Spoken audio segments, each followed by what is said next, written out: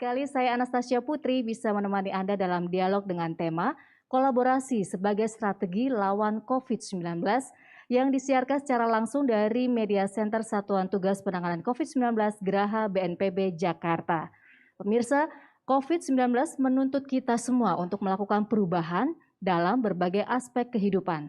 Tantangan yang kita hadapi saat ini adalah bagaimana mengubah cara berpikir dan berperilaku agar kehidupan masyarakat semakin tangguh termasuk menghadapi COVID-19. Karena itu situasi pandemi membutuhkan kolaborasi berbagai pihak dan kesiapan sumber daya manusia agar berdaya terutama dalam percepatan penanganan COVID-19. Lalu bagaimana program pemberdayaan masyarakat dan kolaborasi para relawan dalam menghentikan penyebaran COVID-19 ini? Telah bergabung bersama saya di studio pada siang hari ini sejumlah narasumber. Yang pertama saya perkenalkan ada Makfira selaku Sekretaris Subbidang Kesehatan Koordinator Relawan Satgas COVID-19. Terima kasih Mbak Fira sudah hadir. Bagaimana kabarnya? Alhamdulillah sehat terus ya. Dan ada kedua narasumber kita yang telah bergabung melalui video conference. Ada dari Bandung, nanti akan bergabung Ibu Tri Mumpuni, dan yang sudah bergabung ini ada Bapak Andre Rahardian selaku Ketua Bidang Koordinasi Relawan Satuan Tugas Penanganan COVID-19. Apa kabar Mas Andre? Baik, apa kabar Mbak? Sehat-sehat terus? Sehat terus ya. Dan narasumber kita selanjutnya ada Dr. Yosef William selaku Ketua Subbidang Kesehatan Bidang Koordinasi Relawan Satgas COVID-19 yang juga telah bergabung dari Bandung. Apa kabar dokter? Baik, sehat semua, salam hangat dari Bandung. Iya, terima kasih dan salam sehat juga untuk kita semua. Pertama-tama saya akan bertanya kepada Mbak Fira. Apa kabar Mbak Fira? Baik. Tetap sehat ya meskipun pasti lelah. Nah, relawan ini saat ini sudah berjibaku kurang lebih selama 10 bulan. Lalu bagaimana kondisinya sekarang? Tentu ya, kita juga punya kapasitas secara fisik gitu, dan mungkin selama 8 bulan ini tentu juga kita secara relawan yang tidak terjun langsung menangani pasien sudah mulai agak kelelahan. Apalagi relawan-relawan yang tentunya harus menggunakan APD selama 8 jam dan sebagainya. Namun itu semua tidak menyurutkan semangat mereka untuk tetap ikut berkontribusi dalam penanganan COVID ini. Ya, relawan di sini boleh dijelaskan maksudnya relawan medis gitu atau relawan apa aja nih? Ini kalau mungkin Vira sendiri saat ini ada di dalam subbidang kesehatan yang dimana menangani para relawan-relawan yang memiliki profesi khusus yaitu seperti dokter, dokter umum, dokter spesialis, perawat, bidan ataupun tenaga laboratorium, analis kesehatan dan juga tim tracing yang memang men-tracing di berbagai wilayah khususnya ke puskesmas ataupun ke rumah sakit yang ada di daerah. Nah, tadi Mbak Fira juga sudah sempat menceritakan di awal bagaimana para tenaga medis ini juga sudah mulai kelelahan. Lalu apa solusinya nih Mbak Fira? Solusinya mungkin ya buat teman-teman sebenarnya kita semua berada di garda paling depan. Sebenarnya yang paling penting hari ini adalah bagaimana kesadaran masyarakat untuk tetap mematuhi 3M dan juga ingat pesan Ibu. Jadi itu yang menjadikan semangat para relawan kesehatan yang menangani di rumah sakit ataupun dimanapun untuk bisa tetap memiliki jiwa semangatnya gitu. Itu aja mungkin ya yang membuat para relawan masih semangat. Gitu. Oke, nah selanjutnya saya mau beralih ke Mas Andre. Mas Andre, ini bagaimana peran penting relawan dalam membantu percepatan dalam penanganan COVID-19 ini? Baik, terima kasih Mbak Putri. Jadi kalau kita bicara relawan medis, memang dari sekitar 5.000-an relawan medis yang terdaftar dan juga ada beberapa ribu yang sudah ditempatkan di fasilitas kesehatan. Dan sekarang juga kita lagi melakukan rekrutmen untuk tambahan tenaga kesehatan, baik yang akan bekerja di fasilitas kesehatan, juga di fasilitas kesehatan primer yaitu puskesmas untuk melakukan tracing. Jadi kondisinya sekarang memang setelah 10 bulan ini, kita sudah belajar banyak sehingga sudah banyak SOP yang juga dilakukan, bagaimana rotasi yang harus dilakukan dan kesiapan perlindungan bagi relawan medis yang akan melakukan kegiatan. Kita bekerja sama dengan Kementerian Kesehatan khususnya BPPSDM Kesehatan untuk melakukan perekrutan, dan ini mudah-mudahan dengan adanya tambahan relawan baru kita bisa memenuhi kebutuhan pembukaan fasilitas kesehatan baru dan juga melakukan rotasi kepada relawan yang sudah bekerja cukup lama. Jadi artinya masih akan terus dilakukan rekrutmen ya sampai saat ini. Dan kebutuhannya ada berapa lagi relawan yang dibutuhkan?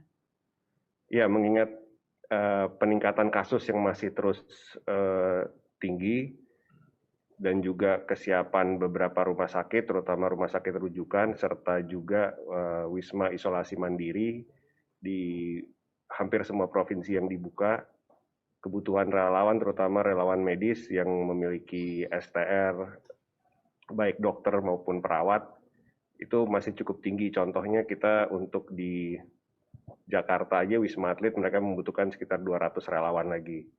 Begitu juga di Jawa Barat dan Jawa Tengah. Jadi untuk amannya serta untuk mengantisipasi ke depan, kita mencoba mencari 1.000 lagi. Jadi masih ada 1.000 lagi yang dibutuhkan. Nah, kira-kira bidang kerelawanan apa saja yang saat ini masih sangat diperlukan dan apa saja Mas Andre strateginya? Untuk medis ini yang dibutuhkan memang dokter, tadi juga disebutkan oleh Mbak Vira, ada dokter spesialis, baik anestesi, paru. Tapi itu semua juga biasanya semua setelah 10 bulan ini semua sudah mendedikasikan dirinya di fasilitas kesehatan. Jadi kita sekarang mencari ke dokter umum, perawat, apoteker, bidan, serta kesehatan masyarakat untuk tracing.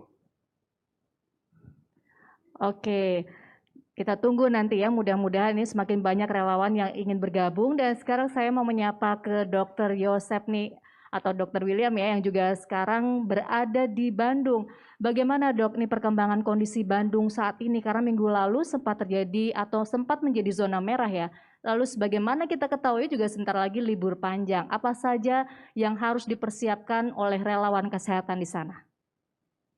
Baik, terima kasih Mbak Putri. Jadi memang Bandung sekarang sedang bukan kemarin saja sampai sekarang juga masih cukup tinggi dan penularan juga memang masih cukup lumayan banyak. Kita lihat dengan cukup besarnya angka positif per harinya gitu. Jadi memang kita sekarang sedang mempersiapkan juga adanya pembuatan rumah sakit darurat bersama dengan Provinsi Jawa Barat. Dan seperti tadi Pak Andre sudah katakan juga, kita memang sedang merekrut lagi relawan-relawan, terutama dalam hal ini relawan medis, baik dokter, perawat, maupun juga apoteker, dan semua yang dibutuhkan untuk pendukungan operasional daripada rumah sakit darurat. Karena sampai saat ini pun rumah sakit yang ada di Kota Bandung memang masih kondisinya dibilang penuh, gitu kan, susah untuk mencari istilahnya bed kosong ya, atau tempat kosong untuk isolasi COVID. Dan memang perkembangan ini cukup mengkhawatirkan. Sekarang kita juga memang sedang melakukan juga PSBB atau pembatasan sosial berskala mikro, PSBM, kalau Kang Emil bilang gitu ya, di mana pada saat malam banyak sekali jalan-jalan yang biasa anak-anak muda kumpul itu ditutup untuk sementara waktu. Sehingga dengan harapan dengan begitu ke depannya nanti tidak terlalu tinggi lagi penularan yang terjadi, tapi tetap sih kalau saya bilang yang penting itu bukan penutupan daripada jalan, tapi penerapan daripada protokol kesehatan yang ada pada masyarakat itu yang penting. Karena kalau tidak diterapkan protokol kesehatannya, penggunaan masker, cuci tangan, jaga jarak minimal itu, maka penularan tetap akan terjadi. Dan juga mencegah kumpul atau hangout lah istilah orang muda ya, hangout itu kita kurangin lah, kita cegah dulu lah untuk sementara waktu.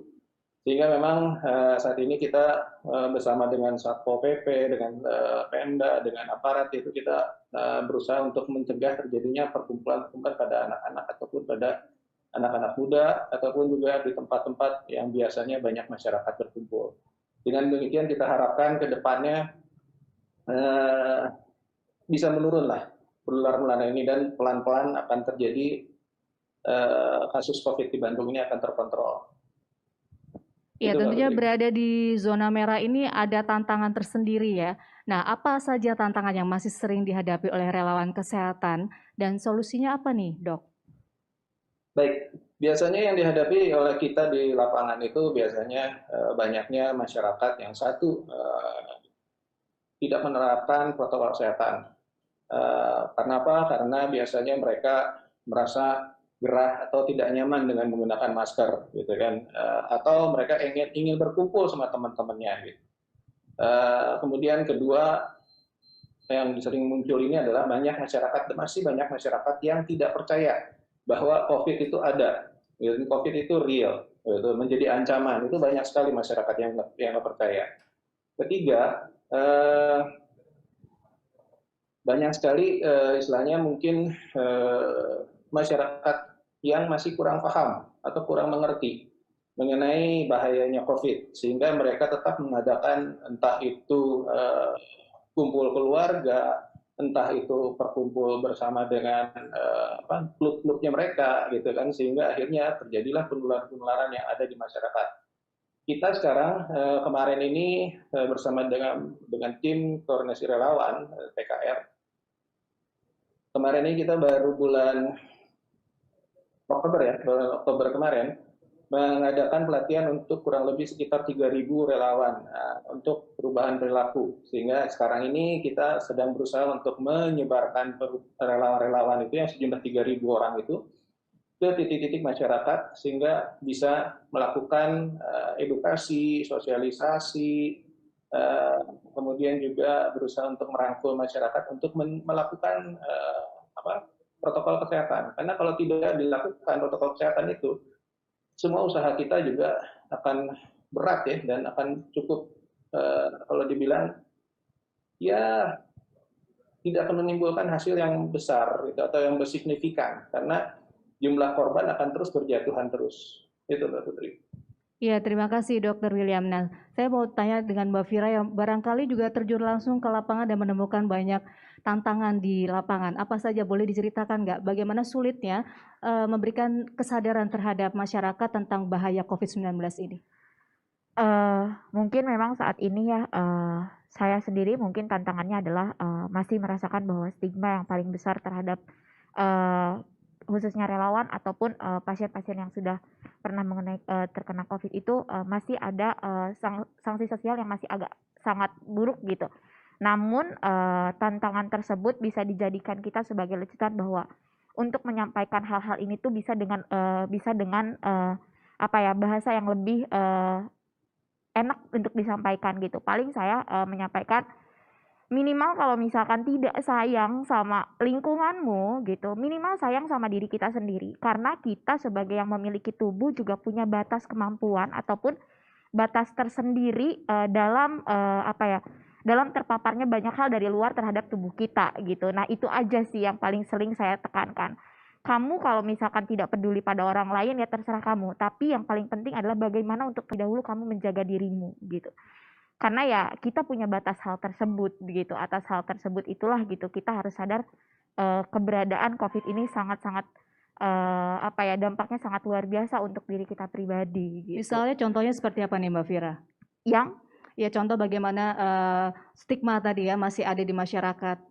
Kayak misalkan saya atau ada salah satu teman saya yang kena positif COVID gitu. Itu masih ada di masyarakat yang kayak gue nggak mau deket-deket sama lu, padahal dia udah sembuh gitu. Nah, ini adalah tugas bagaimana relawan juga bisa mengedukasi teman-teman ataupun masyarakat yang ada bahwa nggak kalau misalkan sudah sembuh ya yang kita lakukan itu hanya jaga jarak gitu, 3M dan sebagainya. Karena tidak semua orang juga menjadi salah satu titik yang paling menakutkan gitu. Tidak juga gitu, asal kita memproteksi diri sebaik itu gitu. Namun ketika kita sudah terkena COVID akan menjadi salah satu yang paling sulit untuk disembuhkan gitu. Sebenarnya itu sih yang paling pentingnya gitu, untuk cinta dulu deh sama diri sendiri gitu sebelum kalau misalkan kamu emang enggan untuk mencintai orang gitu. Itu sih yang paling penting yang selalu ditekankan baik saya ataupun teman-teman relawan yang lain. Nah, ini pandemi juga sudah berjalan hampir tadi 10 bulan, pasti relawan juga sudah mulai merasakan lelah. Apa saja yang bisa dilakukan oleh teman-teman relawan jika sudah mulai merasa lelah ini tadi? Kebetulan salah satu penginisiasi yaitu Bapak Dr. Joseph William dan juga sudah di-ACC langsung oleh Bapak Andre terkait dengan kami meluncurkan program layanan konseling. Layanan konseling ini insya Allah bisa kami pertanggungjawabkan, dan juga melalui via Zoom. Zoom kami itu adalah Zoom Health, yang dimana memang di dalamnya khusus untuk kesehatan. Dan di sana kami menyediakan para relawan-relawan psikolog yang tentunya mereka bersedia, dan ini adalah relawan-relawan yang sudah terverifikasi, dapat melakukan layanan terhadap masyarakat ataupun relawan yang sudah merasakan kelelahan atas situasi pandemi ini gitu. Nah, kami tersedia dari jam 8 pagi hingga jam 8 malam. Konseling itu pun dalam satu hari bisa mencapai 30 klien yang kiranya itu bisa untuk melakukan pelayanan, 30 psikolog yang melakukan pelayanan untuk para klien-klien yang memang sangat membutuhkan itu. Nah, jadi kalau masyarakat sudah mulai kelelahan dan relawan mulai kelelahan, silahkan hubungi, ataupun tadi saya sudah sampaikan ada pelayar dan sebagainya, bisa dicek di IG kami, itu sudah kami cantumkan juga di sana untuk form assessment-nya untuk bisa mendapatkan jadwal konseling dan sebagainya. Menarik sekali tentang konseling tadi. Kira-kira tahapannya atau prosedurnya seperti apa dan apa saja nih syaratnya? Syarat untuk yang kliennya ya, sebenarnya kita sudah tentu punya batas kecemasan, kelelahan dan sebagainya. Kami melayani itu tahapannya hanya mengisi form assessment. Form assessment itu silahkan langsung diisi, nanti setelah itu akan langsung dihubungi oleh admin kami, dan nanti akan keluar jadwal untuk melakukan sesi konseling langsung via Zoom. Oke, itu nanti boleh dicek di Instagramnya apa? Di boleh sebut? satgas.relawan. Oke. Nah, Mas Andre, ini saya juga mau bertanya terkait dengan semakin meningkatnya kasus positif di DKI Jakarta, terutama kemarin ada kasus positif yang terjadi di kawasan Ciracas. Lalu bagaimana dengan prosedur penjemputan pasien yang terkonfirmasi positif ini? Baik, jadi ada beberapa metode Mbak Putri. Yang jelas pertama, kita harus masyarakat yang terkonfirmasi positif ini diharapkan untuk menghubungi Satgas RT, Satgas RW, ataupun Puskesmas. Jadi Puskesmas dan Satgas RT atau RW ini adalah pihak yang akan memberikan rekomendasi atau referensi apakah anggota masyarakat ini perlu dibawa ke rumah sakit rujukan atau ke tempat isolasi mandiri. Kita juga sebagai Satgas mengelola 13 ambulans di Jabodetabek dan Banten yang bisa dihubungi, ada hotline-nya juga untuk pelayanan penjemputan dari rumah maupun dari puskesmas apabila sudah mendapatkan rekomendasi. Jadi alurnya rekomendasi ini setelah dikeluarkan oleh puskesmas akan dikirim ke rumah sakit rujukan. Rumah sakit rujukan confirm bahwa tempat ada dan mereka bisa menerima pasien, maka ambulans kami akan datang menjemput. Dan sekarang dengan proses, kalau tadi ada di gambar juga, kita lihat ini ada beberapa, kalau misalnya mereka sudah dikonfirmasi positif berdasarkan tes PCR, bisa bersama-sama dijemput. Gitu. Jadi ada beberapa rombongan. Kalau dulu kita hanya menyebut satu orang satu ambulans untuk menghindari penularan, tapi sekarang karena tesnya sudah lumayan banyak, di Jakarta sendiri udah lebih dari 30.000 per hari, maka kita bisa menjemput dengan secara berombongan, dan ini bisa juga kalau misalnya masih ada stigma sayangnya di masyarakat, kita jemputnya di puskesmas ataupun di tempat yang sudah dikondisikan bersama Satgas RT ataupun Satgas RW. Oke, jadi ada beberapa metode. Pertama, ambulans kami juga ada dari ambulans-ambulans rumah sakit rujukan tersebut. Ya, jadi relawan juga perlu berperan penting ya dalam proses penjemputan ini. Nah, Mas Andre, Desember juga sebentar lagi berakhir. Walaupun begitu juga pandemi COVID ini masih belum tahu kapan akan berakhirnya. Lalu bagaimana keberlanjutan dengan program kerelawanan ini, Mas? Ya, program kerelawanan ini ikut Satgas, Mbak. Jadi kelihatannya walaupun selama Satgasnya masih diminta untuk melakukan hal tersebut, saya rasa ada bidang-bidang di Satgas yang akan melakukan kegiatan seperti ini. Jadi relawan kita untuk contohnya untuk perubahan perilaku, itu ada bidang perubahan perilaku yang juga menjadi bagian Satgas. Di Satgas ini juga ada penanganan kesehatan yang bisa mengkoordinasikan kegiatan-kegiatan terkait medis maupun pemenuhan layanan kesehatan ini. Jadi mudah-mudahan sih tetap akan berlangsung, Mbak. Oke, nah kalau untuk Dokter William, Dok, ini bagaimana dengan program penanganan COVID di Bandung ini, Dok? Apa juga ada klaster-klaster tertentu seperti yang terjadi di Ciracas kemarin? Oke, terima kasih Mbak Putri. Jadi kalau di Bandung sebenarnya cukup rata untuk klaster-klasternya. Jadi sebagian besar memang klasternya masih umum dan memang banyak klaster keluarga yang muncul. Jadi satu orang terkena, satu keluarga jadi masalahnya gitu, kita tertular semua gitu. Jadi seperti tadi Pak Andre bilang, sama Vira juga bilang, kalau kita nggak peduli sama diri kita, kita masalahnya akan peduli sama keluarga kita gitu. Jadi kalau kita ketularan, kita mungkin nggak peduli kalau kita ketularan, tapi keluarga kita yang kasihan gitu kan kalau kita bawa itu ke rumah. Jadi memang kita juga melakukan suatu gerakan-gerakan untuk ke masyarakat supaya masyarakat lebih peduli, gitu kan, baik terhadap diri mereka maupun terhadap keluarga mereka. Dan juga kita sekarang ini sedang punya program, sebenarnya bukan dari sekarang sih, kita dari sejak awal dari bulan Maret kemarin, kita ada yang namanya Peksos. Peksos itu adalah pekerja sosial. Pekerja sosial ini tugasnya nantinya adalah menghilangkan stigmata-stigmata yang muncul di masyarakat. Sehingga kan banyak dari kemarin itu yang mereka yang setelah sembuh dari COVID kemudian ditolak ke masyarakat. Nah nanti ini Peksos-Peksos ini akan melakukan sosialisasi kepada masyarakat bahwa ya memang mereka ini yang sudah sembuh ya tidak perlu lagi ditakuti gitu, tidak perlu lagi dijauhi gitu kan karena mereka sudah sembuh gitu. Jadi ini Peksos kita juga lumayan banyak. Ada hampir kita sekitar 400 orang Peksos kita, pekerja sosial kita. Dan ini memang sekarang sedang bergerak semua, berjalan semua. Mudah-mudahan aja Mbak Putri dengan semua program yang ada kita bisa membantu Pemda maupun juga pemerintah Kota Bandung untuk bisa mengendalikan semuanya. Nah Dok, apakah kira-kira ada program penanganan COVID-19 yang dilakukan sesuai dengan pendekatan budaya lokal? Ada, kita juga mulai ada melalui kebudayaan, jadi melalui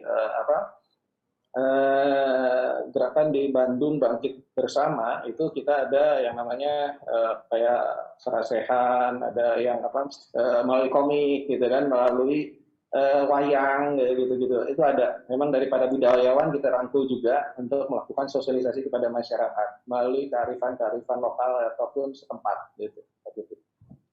Baik, menarik sekali ya. Pasti setiap masing-masing daerah punya pendekatan tersendiri dalam menangani COVID-19 ini. Nah, terakhir apa himbauan dari dokter nih Dok untuk masyarakat bagaimana agar penyebaran COVID-19 ini juga tidak menyebar luas?